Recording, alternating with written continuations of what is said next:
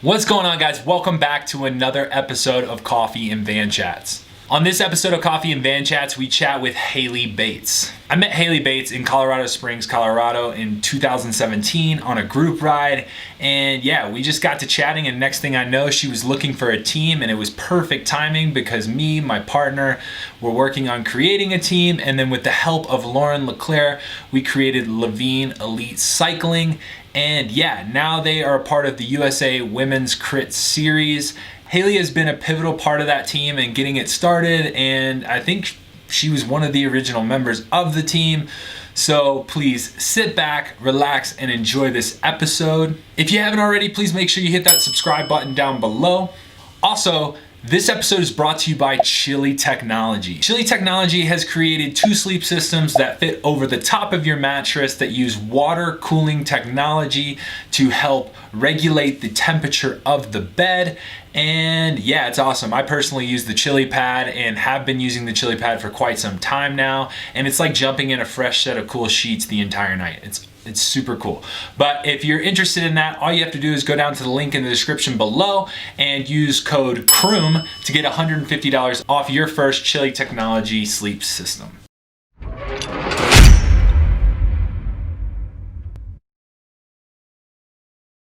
Hey guys, welcome back to Coffee and Van Chats. I'm here with Hayley Bates. Hayley Bates is thebomb.com. I met her in Colorado Springs, and yeah, next thing you know, she was looking for a team, and I helped run a women's team. It's really hard for me to say that I own it. I think that sounds really dumb because I don't put any money really into it except for my credit card. Michael Levine from Levine Law Group is the big guy who makes sure that team runs sound. So he's the owner.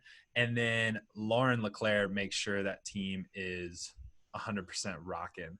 But Hayley Bates is one of the racers that makes sure that we get results. So Hayley, how are you doing? I'm doing well.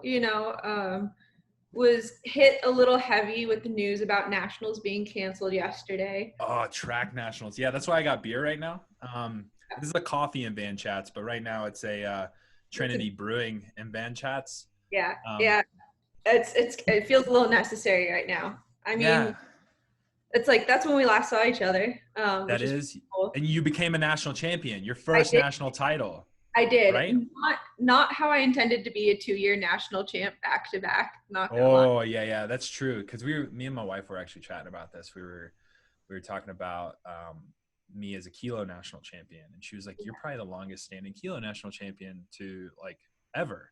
And I was like, I don't think that's true. I think Baranowski's won it 4 times. She's like, yeah, but you get to go race again next year as the national champion. Like, you're the longest standing national champion, like lengthwise. And I'm like, oh, I get what she's saying. So that's pretty weird, and I don't like it. Yeah, I don't even have a national championship jersey. You don't either. And I think we should get you one though, because it's like it's your first national title, and I don't even know actually. Mike listens to these, and he's going to listen to this one. And so I'm going to call him out. We need to get you a national championship jersey. It's funny because so I'm escaping to the desert for the 4th of July, just with my little quarantine bubble, and we're going to do a few rides. And it's the 4th of July, and it's the 1-year anniversary of winning that national title. So I had my dad bring me my jersey today so that I can wear it on the 4th. Heck yeah. Back into the closet. No, heck yeah. No, you definitely deserve to get to wear that jersey, especially for that opportunity. Because like team pursuit's always weird. Like me being a kilo national champion, I know the feeling. The first time I ever got to wear it was like in a real race was in T-Town last year. And that I had already been national champion like 2 or 3 years. Oh man, I'm that guy. But yeah, so I had already worn it like a few times because tracks invited me out to break track records and things like that. Yeah. But anyways, so quarantine, what are you doing right now? How are you staying active? I mean, we're here in Zwift. I'm not a huge fan of Zwift, like because I'm fat. So I don't work really well. Yeah, no, it's, Zwift's interesting. Zwift, I hadn't used Zwift until like right as quarantine started. And that was a mix of, I was tired of training alone I wanted to do some efficient workouts, and it was raining. So like Wow. right when quarantine started, California got our wettest week of the year, which was really kind of bizarre. And so I've used it on and off just for efficiency. Like if I want to do a really structured workout, that's good. I have some feelings about Zwift racing. You know, I think it can be good to bring people together. And if you're just there for the challenge, that's great. It's definitely going to be a challenge. It doesn't matter who you are. Yeah, no. I remember the first time that I signed up for a Zwift race, and I was doing like our local series' version on Zwift. And I was like, oh, watts per kilo. I was like, I'll put myself here. No, dropped like within the first 10 seconds. I was like, man. Mind blown. But it's like the issue with weight is a lot of things. I think there's a lot of problems with the perception of weight in cycling anyways. You know, I don't think putting that much value on what a person weighs is good. But I don't know what the solution to that is either. So I guess, you know, it's hard. It's really hard. So I haven't been Zwifting much. The weather in California has been pretty beautiful. My solution's kind of been, I've been like finding all these different routes. That's awesome. I moved up here and I'm like right up against the foothills. So I'm east of LA, kind of sandwiched in between Glendora Mountain Road, if you know where that is, or if anyone knows where that is, and Highway 2. So I can go up all these different canyons and roads, and I've just been making all these different loops, and like riding different places has been really good. When I get burned out, I've been running a lot. Not a lot. I don't want to say a lot. Is Noah okay with this? Noah's her coach, by the way. So Noah Middlestead, I just couldn't see him being okay with you running. You know, it's kind of funny because like he lets me do it. I had just like a couple really minor injuries where I needed to not be on a bike for a little bit, and so I was running. And that was a good way to like kind of change it up and also make me appreciate what it's like to be good at a sport versus bad at a sport. But then like when I go for a run just to change it up these days and kind of forget to tell him and then go for a ride and my legs are crap. It's like, yeah. So it's, I don't know, that's been interesting. But it's kind of been ups and downs. Like I get settled into a routine and then I work as well. And so what do you do for work? I work in commercial real estate. So I'm a licensed real estate agent and I do leasing. I don't do homes or anything like that, but I do leasing of industrial buildings, offices, and then also work on a development project. So we're building like 150 homes up in Reno, Nevada right now, which is pretty cool. Sweet. Yeah. So you're working, you're kind of like me right now where it's like, I've been really trying to get this podcast off the ground. I feel like people are starting to enjoy it for the most part. Yeah. And it's really hard to do these things when you're training and racing and traveling. And now I can like step back. I can just crack this beer, you know, and just kind of hang out. And that's been kind of cool. And so what other things have you been doing? Like, so you've been working, you've been training, but like you said something about a trip that you're thinking about doing. Is this like a bike packing trip or like an adventure trip or what are you thinking? No, this is just like my boyfriend and like a few of our close friends that we've like incorporated into our quarantine bubble are just going out to the desert, like 2 hours outside of LA, just getting an Airbnb and kind of like escaping the chaos for the weekend. No, that's awesome. Yeah. Me and the wife, we packed up and we went to my best friend's wedding. And it was in South Carolina. So everything's open there. Like it's, I mean, we actually got looked at like we were nutso for wearing masks, but we went there and we just kind of escaped and took a decompressant. And it was like, honestly, I'm kind of glad that it wasn't later. Cause like, I don't want to go to South Carolina right now. Like I kind of don't want to travel right now. Cause like things are kind of getting a little hectic again. For the most part, like obviously like we were chatting about going to Utah or something, maybe out in the desert. Yeah. But, it seems like things are getting hectic, but yeah. So now that the season's canceled and things are canceled, are you going to slow down training or are you just going to kind of like destructure it or? You know, it's kind of been a mix of when this all started. we pretty much completely destructured it. Like we added like 1 or 2 days a week of just a tiny bit of intensity just so that the legs would know how to do it. Yeah. And I did some big volume blocks. And now with racing being canceled, I want to keep a routine up just because I do work, like I do train, I do need to make sure I sleep enough, recover. Yeah. And I like having the consistency and feeling like I'm doing what I need to do on the bike.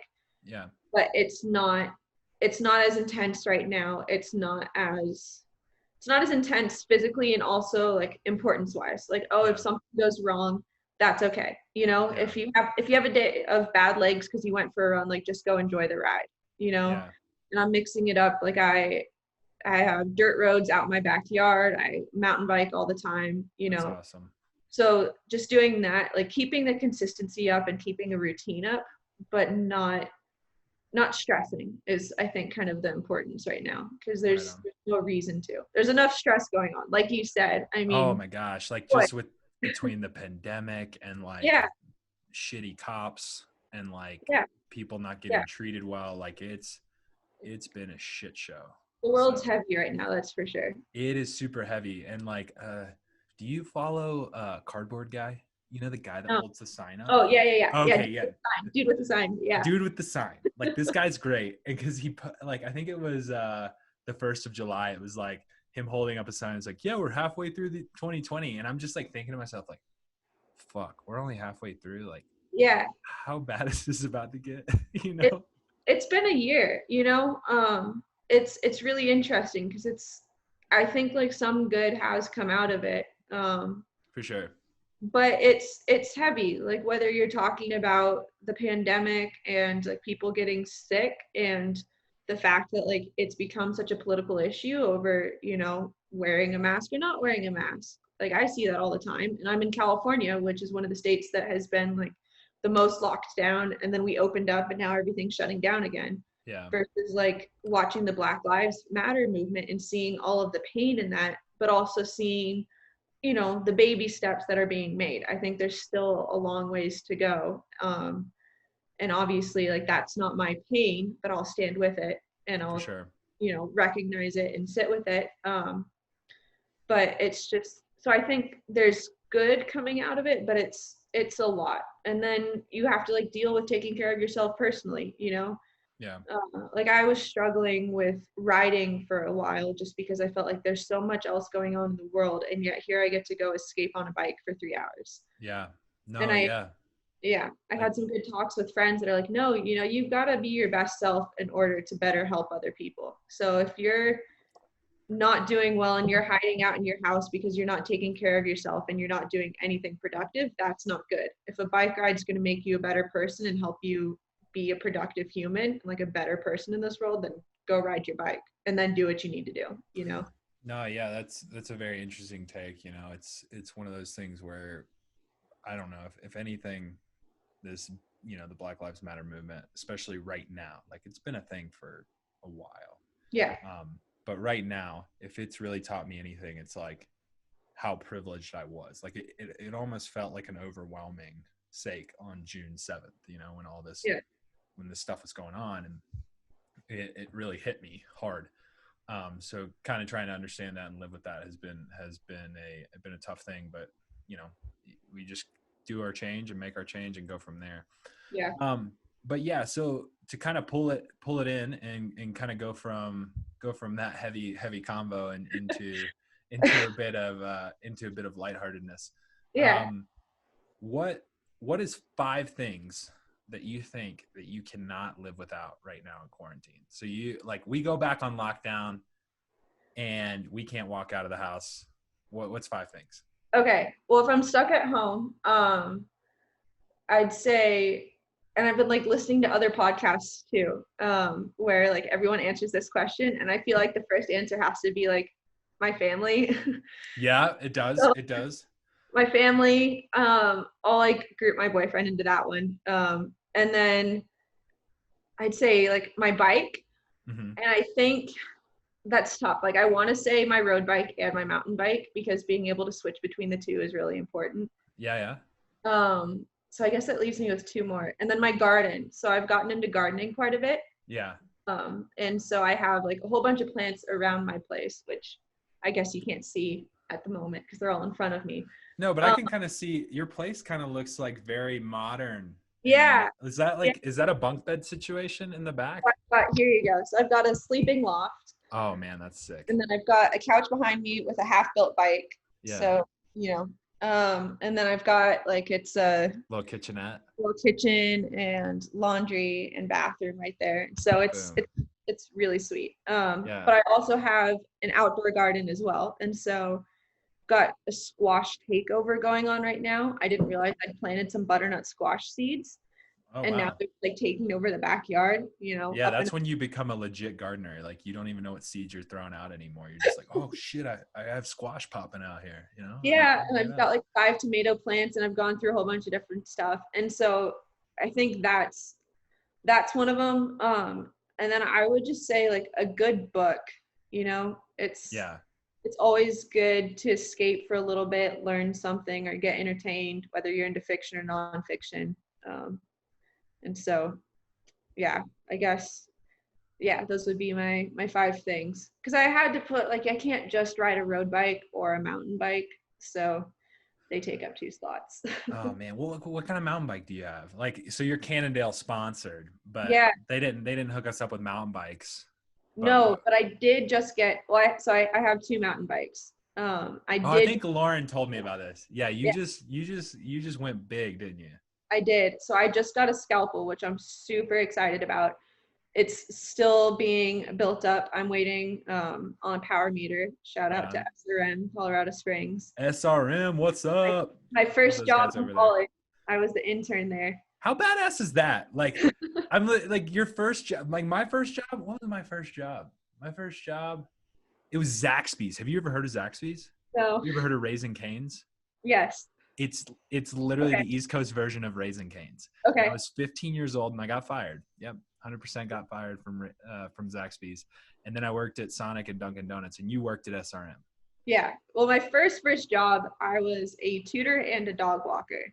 Okay. In high school, and then my first job in college, when I moved out to Colorado Springs, I joined like the local women's mountain bike team, which I forget what they're called, and I never did anything except for show up to one dinner that they all had at the brewery that's at next to like the principal's place and his office. God, what's that brewery called? Laughing Lab? Bristol. Yeah. So I showed up to dinner there, couldn't drink beer, but someone came up to me and was like, hey, are you looking for a job by any chance? I was like, yeah, I just applied everywhere. And she's like, oh, we're looking for an intern at SRM. I was like, you mean SRAM? No, SRM. Dang, you almost butchered it right there. Like literally. You mean SRAM? Oh, it's not SRAM? Cool. No thanks. Sorry. I don't know what SRM is, you crazy lady. Yeah. So I showed up and I started working at SRM and I got a power meter put on my bike instantly. Had no idea what watts were. Oh, that's awesome. I'm a freshman in college and I've done maybe like 3 bike races in my life at this point. And what's awesome is that power meter that was probably put onto your bike probably cost about as much as like your rent for the like 6 months that you lived in Colorado Springs. Oh yeah. I was like, I had no idea what I was doing. I was just looking at these numbers all the time. Like, okay, cool. Like I'm going easy and I'm in the hundreds now. And like, oh, I'm going a little bit harder. And now I'm in the 200s. And like, I knew when I got up to like 600, 700, 800 that like, oh boy, that was fast. But like, that's good. No clue, and so that was really fun. And so I worked there. I'd go home for summers and I was there on and off through like freshman and sophomore year of college, and then kept up the relationship. And I've had SRMs on my bikes for 6-7 years now. Oh, that's awesome. Yeah. But so anyways, now that I've got this new scalpel and I had a SRM on my old mountain bike, they're tuning it up for me so that it's ready to go on the new bike. Sweet. Yeah. SRM, they are great people.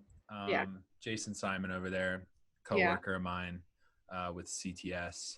Yep. So he is currently working on one of my power meters. Yep. Great dude. But yeah, so let's segue into a little bit of, this is sponsorship time. I gotta throw this out on the podcast. Levine Law Group. Yeah. I mean, they sponsor the team that you ride for. I got hit by a car, and that dude's been like he's been like family to me. He sponsored me like when I was a Cat 4. Yes, if you're a Cat 4 and you're listening to this, you can get sponsored, I guess. This guy took care of me and helped me come up through the cycling ranks, and we started a team, whatever else. I ended up getting hit by a car like 4 or 5 years later and actually utilizing what the dude does. So this guy is a personal injury attorney. And yeah, if you're in a car accident, ever get hit by a car, doesn't matter where you're at. He can do it over DocuSign, whatever. If you're all the way in Colorado, California, whatever. I never even saw him when I got hit by a car, but I knocked out 7 teeth and he put some money in my pocket. But you ride for his team. I Levine do. Law Group, women's cycling team. What's that experience been like? You've met Mike. So let's hear some Mike stories, because, well, careful, because he's also going to hear this. I'll tell the good Mike stories. Is there a bad Mike story? No, there's no bad Mike.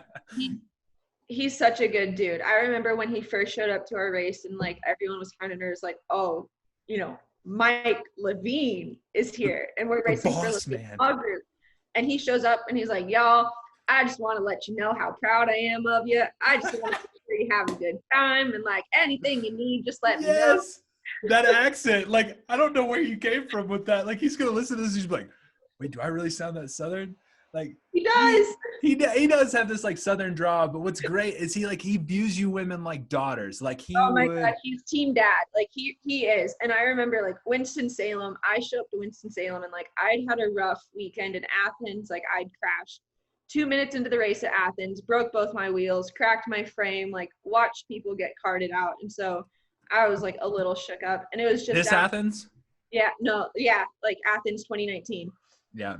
And so, you know, I show up at Winston-Salem and like, you know, like after having not a good race under my belt, like I was a little, like I wanted to do well, and I show up to the race and we're warming up, and like all of a sudden my rear derailleur just stopped shifting. I'm like, oh man, oh my God, you know, and they're calling lineups, or they're calling to line up, and they're about to do call-ups. And so I run over to neutral, and they like fix my derailleur real quick, and I roll away from neutral and like boom, puncture flat. Just like instantly. And so I swapped my front wheel. Oh man. And then, you know, Winston-Salem is a hot race. It's a hard race. And we had a couple crashes in the team in that race, but like we still did well. But there's this photo of after the race, and it's like, it doesn't matter how this race went. There's me wheeling my bike now that I've got my flat tire back on. Oh yeah. Lauren on one side and Mike Levine on the other, and he's got his arm around me, and like he looks like the proudest man in the world. Like he is. It doesn't matter if we came in last or first, which we always want to do, but like he's such a good guy. You know, he is. And I'm gonna tell a quick Mike story, because he'll appreciate this in the sense of how we met. Because of that, it reminds me of the time when I met Mike at Crossroads. I want to say 2014. This is when it all started. And are you familiar with Crossroads? Did you race Crossroads when Raymond came? I haven't yet. Okay, it's a badass race, and I don't know if it's still going to be around. Hopefully Neil is listening to this, but it's essentially like 3 or 4 nights, and they go through all these towns in North and South Carolina. And it was kind of big because you had Hincapie, Mountain Khakis at the time. They were all racing it, right? Yeah. And I crashed. I mean, I'm talking like first 3 laps, you know, when they called some preem or whatever, sock preem. I was a Cat 4 or whatever the fuck. I don't know. I crashed into this metal barricade. I mean, full gas into this barricade. Mike saw it, or Mike said he heard it from the other side of the course. And he came there and he was like, you were one big dude to be going. And now mind you, like I'm a big dude. So like, but then I was a bigger dude. Well, the next night it's pouring rain. I mean, just pissing rain. And I attack in the last lap, you know, kilo it, and attack in the last lap, and I win the race. And Mike's like, dude, I don't know what to give you. Like, you're getting like socks or $25. I want to buy you ice cream. Like, we just got to talk. Like, I got to know who you are. Like, last night you literally, I thought you died. And then tonight you just won a bike race. So he's so passionate, so excited, loves cycling. And then on top of that, he runs his own little law firm and makes sure that we're a team, make sure our team is a little team. And so he's been supporting us I guess he's been supporting me for like 6 years, but when I left the team and kind of handed it over to Lauren to make sure that the women's team was rolling. I mean, how long you've been riding for the team? As long as we've had a women's team, right? How long have you been riding for the team? It's been 2 years that it's been a full women's team. Because I know Even the year before for it was a full women's team. Yeah. But we had a women's squad for 3 years, right? Yeah. Mm-hmm. Cool. Yeah, and we had some rough times, but it's okay. We pulled out. We persevered. Yeah. I mean, last year was a good year. Last year was a sick year, and especially with how Emma was doing and how you were doing and how all the girls were doing. But this year was going to be the best year, unfortunately. I'm trying not to be sad about it because I feel like sad isn't productive, but like, no shit, we were. I mean, mainly the reason why this year was going to be so good, like one thing. So like I said, I pull myself out, guys. So when I pull myself out, I mean, like, I'm not really that involved because I don't feel like I should be barking orders at a bunch of women who, like, I don't even race their race. I don't even know the women in the race really. So like I let the women handle that shit because they kill it. I just do the taxes, call it a day. And they used to come to me and they were like, John, our clothing is awful. Can we do anything? And I don't even care. I'm going to blast them because we got a new sponsor, Elio, who is taking care of that. Like, I haven't heard a single complaint. Like, I wish I would have just done it sooner. I would have paid you guys, done it sooner. Just been done with it. No, Elio's been amazing because I'm local and like my parents' club that they ride with also went with Elio this year. That's awesome. And so they got to do a few gravel rides because Elio's in Carlsbad, just like 80 miles away. And so they're like, come on down. And so my parents were riding with them all the time. They're like, yeah, rumor has it that like you guys are sponsoring our daughter's crit team. And they're like, yeah, we're so stoked. And then I got to go down there and meet them and do a gravel ride with them. And then see them at all the preseason races. And like every time I showed up, even before I was in Elio kit, they're like, hey guys, like, here's a podium hat. Like, here's our space. Like if you need anything, if you need water, snacks, just a place to sit and roll out, like whatever, we've got you. And those guys are so good. And then, I feel for them and all the bike companies that have gotten shut down, especially in California with like COVID, and then they turned it around and like, this is the best mask in the world. Isn't that awesome? They're like the only cycling clothing company that was like, we're going to do masks. Like, and it's like, it's so good. It's made out of cycling material and you can breathe through it. But inside I'm smiling at you. Like, that's the biggest struggle of this pandemic. I go into a grocery store and there's some like cute little kid with her mom. She thinks I'm staring at her. It's like, that's awesome. Yeah. And if you guys can't see that because you're listening to it on Anchor, Elio is making these face masks. And I was talking to Michael Marks today, and I think they might be sold out or might be back in stock. I don't know. Message them, hit them up. They're cool. Because what do they say? Inside, I'm smiling at you. Yeah. That's so dope. So cool. So yeah, they're a sponsor of the team this year. But yeah, so what was like one race that you were really looking forward to? Tulsa. I've never been to Tulsa. I probably seriously, dead serious. I was never good enough to make the team. I rode for Texas Roadhouse, which is just a bunch of dudes of hitters. And honestly, I was blessed with that ride, thanks to Daniel Holloway, when I was riding for the team pursuit side of things. So he gave me the opportunity, but I was never good enough to make sure that those guys won. So I never had the opportunity. But so Tulsa tough, huh? Yeah, it was, I mean, like Athens had happened earlier in the year, and obviously Athens is a huge deal. Longest standing, I think, race, or at least crit in the U.S. It was the 40-year anniversary. Like the crowds were huge. But Tulsa, it was like the crowds were huge and into bike racing. Yeah. And it was just, the atmosphere was so well done. The courses were so different. It's like the middle of the year, so you've gotten really settled into this routine of like travel, show up and race, but also you get to see your friends. And then, like Crybaby Hill is iconic, and just like being able to go up that race or go up that course and like be at the front a few times and just like see the crowd just it's spread just like so a sea of people. Energy. And it's just like, it's got such hitters too. And so that, that experience was really incredible. And then just like Sunday night, now that you're done racing, like that was kind of hard to beat too. That's so sick. Yeah, that's so sick. Tulsa's one of those races that's like on my bucket list. And honestly, I'll probably go next year. Hopefully this podcast takes off. Yeah. And honestly, my goal this year, because I wasn't going to the Olympics, was to be more involved with you gals as like a race director. Actually, rewind, not a race director. Lauren's the race director. I would have been more of like Lauren's bitch. Like if Lauren was like, "Hey, I need you to make ice socks," I'd be like, "Yes, ma'am." You know, and like do whatever she told me to do. Because the last thing I wanted to do was show. You don't question, you just do it. No, and Lauren will take care of you. Like if, and I don't know how other teams do it without Lauren. Honestly, we need to get Lauren on the podcast. We need to we need to do a podcast with like you, Lauren, and Emma, and like do a big podcast. That would be cool. That'd be my first time doing like a 4 or 5 person podcast. It'd be sick. Yeah. But yeah, so you know, that being said, with Tulsa and all these races canceled, like, is there any other events that you're kind of like you're targeting, or are you trying to just kind of stay safe and kind of stay out of harm's way? I definitely wouldn't say I'm targeting anything at this point, just because I feel like, you know, kind of like why nationals hit so hard yesterday was it was a reality check. Like I thought, oh, maybe there's a chance that this is going to turn around and we're going to have some late season racing. Yeah. And I don't think that, you know, all late season races are off the table, but just for the fact that like nationals is a big deal. To just cancel nationals shows how severe the situation is. And so, you know, I don't know. I think there's a few like mountain bike races throughout the year, like, you know, the Pikes Peak Apex Challenge. Are you coming? If you know, if it works out. Oh man, that'd be so cool. I would like to be there, you know. Yeah. But before I couldn't say that because it overlapped with some of the USA Crits rescheduled races.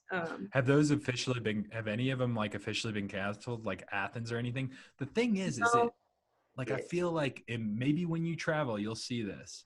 Yeah. It's different everywhere. Yeah. So I've actually had to travel for work twice. Okay. And it's bizarre. It's really bizarre. It's so weird. But like the work travel has been you know, outdoor meetings, masked conference rooms. So not that I'd recommend it. I mean, I avoid it at all costs, but like airports are bizarre right now. And so I don't know. I don't know what's going to happen with USA Crits. I just think it's so hard. You know, you put a whole bunch of people in one place from different places. And so that's why I say like Pikes Peak if it works out. But you got friends, you got, you know. Yeah, that's a little different. It's like Colorado's my second home, so it's a lot easier to pull off. And I think mountain bike racing is different too, because if you're on single track, you're not next to each other. And I'm no expert, but just like the whole idea of being a bunch of people in one cluster versus like, you know, more of a time trial style. That shit's gonna blow up within the first 15 minutes. It's gonna be, it's like gonna be all over the place. So that's an option. There's, you know, being coached by Noah, he's from Minnesota. There's a race in like mountain bike race in Minnesota that we might try to do in October if that works out. Which race is that? That's a great question. Yeah. It's I think it's out of Crosby, somewhere up there, just like slightly northern Minnesota. It's a 50-mile mountain bike race. Would just be fun. Yeah, that would be sick. Sea Otter just got canceled in October. Makes sense. Sucks. I love that race. Which is nuts that they canceled. And that's what I'm saying. Like they canceled, like for example, they canceled track nationals, but they didn't cancel collegiate track nationals. Yeah. So it's because of where it is, I think. Yeah. So because I don't. It's weird. Like, okay, so you're gonna run collegiate track nationals with a bunch of kids who have been like, that's way more entries than us. Yeah. Which maybe is why they're running it, because of the money. I don't know. I'm not going to speak for you. I don't know. But I think I truly have no idea. I think if you're canceling every event for this year, like just do it. Yeah, just full send. Maybe they're hoping that like December things will be okay, because they didn't cancel marathon mountain bike nationals either. Yeah. And those were in November. Are you going to go to that? I don't know. I mean, it's on my birthday, so like that could be. There you go, Mike. It's a birthday present. Make sure Hayley can race mountain bike nationals. She'll wear a mask. Yeah. I've got the new bike for it soon. Awesome. Up and coming. So I don't know. I feel like that's kind of, if anything happens, it'll probably be mountain bike. You know, I don't think the situation's going to turn around fast enough for road racing to be comfortable. Yeah. And also like, that's a team decision too. Like, I'm not the only one making that decision. I'm not going to races as an individual. Like, I'm going to these races as part of a team. And if we make a decision that, this isn't what we're okay with doing, then we're not. And I fully stand by that. Well, I'm going to go ahead and tell you on the podcast, and hopefully the women are listening to this. It doesn't matter. Like, even if there is racing, we are going to check to make sure things are safe before we send anyone. There's not going to be a unanimous vote. Yeah. And on top of that, if you still don't feel safe, don't go. Like, no qualms in that, because it's a weird fucking time. Yeah. And it's like, I feel for the people who, aren't on teams either, and kind of were doing like their solo mission this year, because you're losing the chance for exposure, you're losing the chance for experience. And like, if 2020 was going to be your year of like making the most of yourself so that you got where you wanted to be for 2021, like that plan gets screwed up. Yeah. I feel so fortunate. Like, I'm on a team that is so supportive, that's so comfortable, that has such good communication, that like, I'm not worried about next year. Yeah. I'm not worried about my future of bike racing, but I know a lot of people that, were trying to get somewhere this year, and now they don't get to do that. Yeah, for sure. Especially on the crit side of things. It gets weird. Like, when you're trying to race road, like if you're a gravel privateer, that's actually like being on a team. Yeah. Yeah, exactly. Yeah. So because we actually had several girls reach out to us way early on in the year wanting to guest ride and be a part. And ladies, if you're listening, like, we're still watching, and hopefully we can find a home for you girls, because it's so tough. It's brutal. But yeah, so it's exciting that the team's going to happen next year, and Mike's fully on board, and hopefully USA Crits is pretty much just going to roll our entry into next year, and we don't have to stress about anything, and we can kind of go from there. And like, we got new bikes, new Cannondales, and clothing's good. We might have to do another clothing order. I just got off the phone with Mike like an hour or two before I had a conversation with you, and it's like, we're probably gonna have to order you girls some new clothing, because you girls are probably putting in like super big miles during this pandemic. Yeah, it's kind of funny. I was like, man, like, having this much kit, like, how could I possibly run out of kit? Like, how could laundry day like really be a necessity? And I'm like, man, no, like, because all I'm doing is riding. It's like, all right, kit in the laundry, kit in the laundry, kit in the laundry. Yeah. Then the day comes and I'm like, it's time to do some washing. No, that's awesome. That's super cool. Well, so just to wrap up the podcast and kind of, we don't want to go too long. I don't want to hold you up on a Thursday night. But yeah, it's just like we chatted about, I'm super passionate about women inclusion in sport, people of color in sport. What's your kind of advice for women trying to get into the sport? Because it's a hard sport to get into. Like, me being a white male, like, it wasn't super hard for me in the sense of, my ethnicity and who I was and my background and my opportunity, but I was overweight and a lot of people didn't really want to hang out with me. So that was hard. But what's your kind of feedback in the sense of like being a woman in the sport that's just wanting to get started and be a crit rider?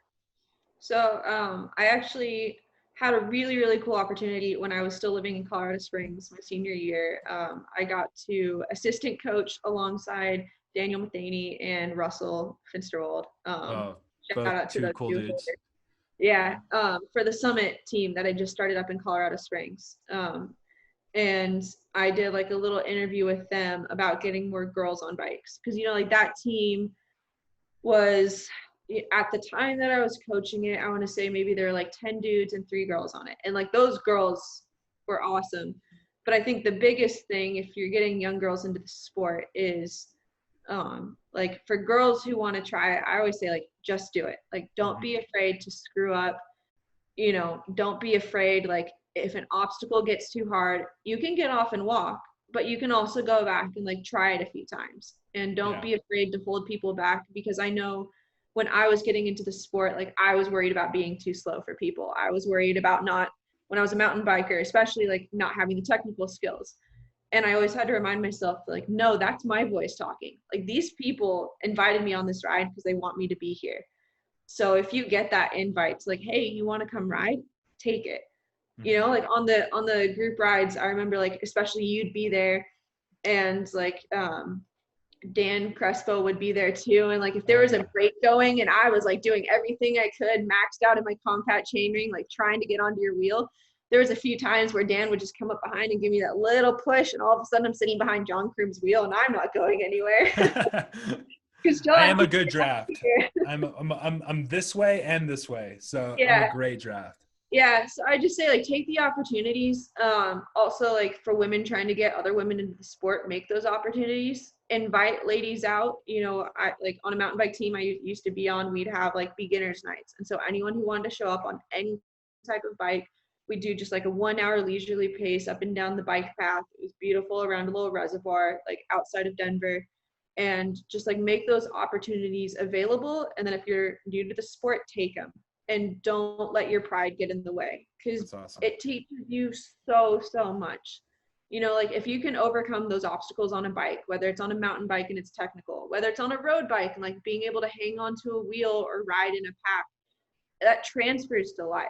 Like, I think it gives young girls so much confidence in school to overcome problems and to like deal with, you know, girls are mean in school or boys are mean. It's just like, if you can overcome problems on a bike, I think it teaches you a lot about life. So no, that's super all cool. for getting kids on bikes. Yeah. And so just to wrap up the podcast, if you guys want to bug Hayley, any girls or guys or just anybody that's new into the sport, obviously I will put her social media down below. Follow her. She puts out great content. And yeah, I'm assuming she would answer your questions. Am I right? Probably. Yeah. Like 100%. I didn't have a traditional entry into the sport. You know, I got into it through collegiate racing. I did Leadville as like my first ever mountain bike race, and then got a coach for the first time. Yeah. Oh man. What was that experience like? Woof, it was wild. I was 18, and so you have to be 18 to do Leadville. And so I'd been waiting, like I'd done the qualifiers. So this I didn't know they had an age limit on it. Yeah, no, but like I kind of think reasonably so. Yeah, I guess it makes sense. 104 miles, 12,400 feet of climbing at 10,000 feet. Like, yeah. It was wild. My parents had done it before and I'd supported them. And then a couple days before the race, my mom broke her collarbone. And so like both my parents sat it out and supported me, which ended up being super cool. And it was wild. Like the whole thing was just like keep pedaling. And I didn't pee the entire time. It took me 10.5 hours. Didn't pee once. It was like, I don't know how I did that. Were you even hydrated enough to pee? You know, I was like my nutrition actually was really good. I did a really good job of drinking. But like at 10,200 feet, like I don't even know how you hydrate enough, you know? Oh my gosh. Chloe Dygert comes on here and talks about pooping and then you talk about peeing. I don't know what this podcast is going to turn into. No, it was just an experience that like, kind of like what I said earlier, I got to lean on for a while. Yeah. Like, you know, I did Leadville just by like riding my bike. Like I didn't have a training plan. I just rode my bike as much as I could the summer before, did a taper, got up to altitude, and then just did it. Oh man. And then like switched into like, you know, I met Mike Durner and he was like, you're 18 years old. I think this ultra endurance stuff is great and all, but you'll be able to do that when you're older. Let's try to do some more like intensity for a little while. Yeah. But it was like really, really cool experience. Like the Leadville family is wonderful. Now I kind of have lead boat on my bucket list at some point. I'm registered for it. I'm stoked. Yeah. If I can get into it next year, now I'm going to be held accountable for this. If I can get into it next year, I want to do it because I feel like I did Leadville in 2015. I kind of need another big thing. Like, even though I'm a crit racer and like that's hard enough in its own way, I want that like big event that like, holy shit, I did that, you know? Like I'm not there to win it. I'm just there to like do well, you know? Yeah, no, for sure. And that's I'm going ahead and making this call on the podcast. I don't care what race is that weekend. If you're like, I want to do lead boat, you're 100% allowed to do lead boat. Like, I don't care what team race we have. We'll make it work. Yeah. Lead boat, it's going to be awesome. Yeah. Well, cool, Hayley. well, I appreciate your time and thank you so much for getting on the podcast with me. I know that we've been kind of going back and forth trying to figure out a time, and yeah, I appreciate it. Thank you so much. Crazy times. It's always good to catch up, see a friendly face.